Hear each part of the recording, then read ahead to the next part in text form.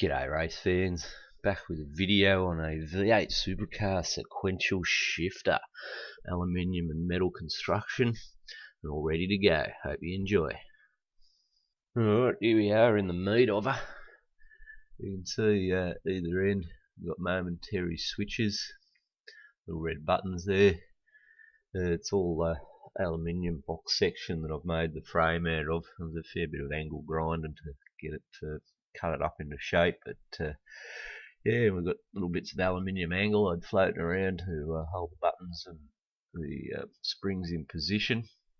So main component in the middle there is the control arm, adjustable control arm off an ATV I had sitting around ages ago that didn't work, and I pulled it apart to try and make a go-kart out of it. So I had a few bits like this floating around. So it's a ball joint, yeah, off the control arm welded into the end of the 20x20 tubing that creates the action down the bottom that pushes the button, swings it back and forth. And that's pretty easy, pretty damn easy to be honest. So that's all it is inside.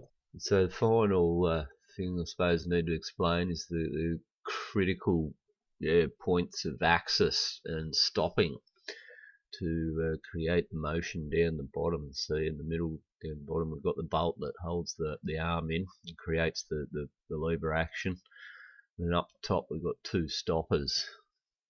Yeah, those stoppers are critical because they have to be pretty much perfect to create the motion for forward and back where it stops as well. So if you get that wrong, then your lever's going to go one way more than the other. So they were pretty critical, but yeah, once I measured those out, drilled it all out properly, it came up pretty spot on.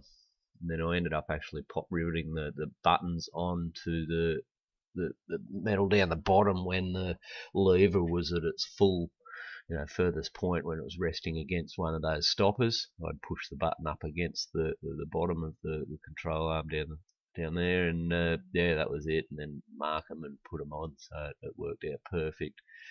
I suppose the only other thing to mention is that it had to be fairly critical too for everything to run smoothly with the spacers I used on the bolts.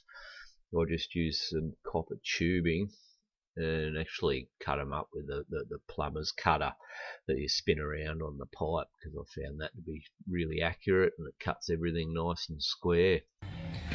So, got the buttons in. I'm going to get that to focus.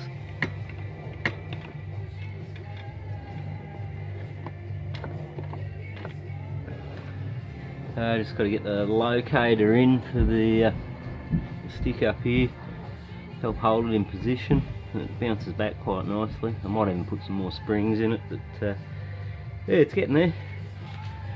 The frame's done, ready to bolt on. My nice messy bench, that's how I work. Finally, as the final part of the build, we've got ball catchers on both sides. You can see there as well. There to locate the shifter into the middle and spring it back. As you can see, my center lines here just snap straight back in that position every time. So I added extra springs front and back as well up the top here. I figured that the springs down the bottom wouldn't be strong enough when I put it together, but that's it. It's pretty easy. Yeah, it all works. So the final element in getting this thing to work would be connecting it to the computer. So what I've done is used a keyboard. Well, I've used gaming pads in the past and hacked them, but I found this was pretty easy. So there we have, here's your keyboard.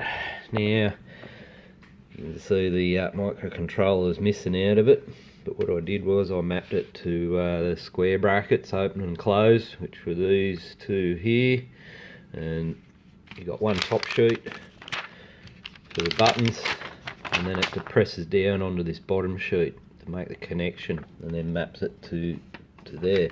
You can see there's the top sheet and the bottom sheet. There it is.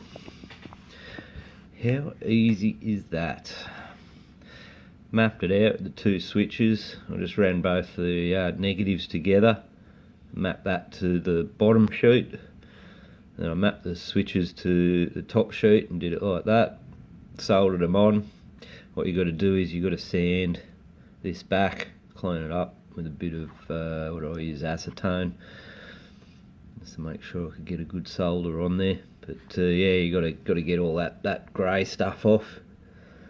You can see there's a bit of grey left, but yeah, once you get all that off, you can solder your wires on. So that's it. So basically, bang, plug that into the computer, get into R Factor, and like you usually do, just map what you want it to be for the shifter. So that was it. Square bracket, open and closed. Bang, done. So that was it. All wired down into into there. Couldn't get any easier than that. There it is in action. So we've got the universal dashboard going, which is now going on my 4-inch tablet. But as you can see,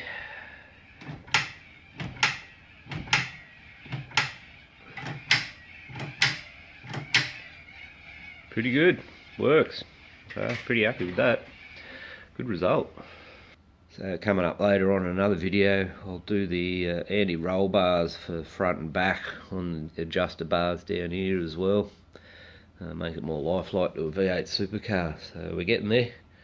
Yeah, we have button boxes, frames, levers, you name it. Should be just like the real thing. Well, stay tuned. Like and subscribe and see more of these videos coming up. Thanks for watching, guys. Catch you later.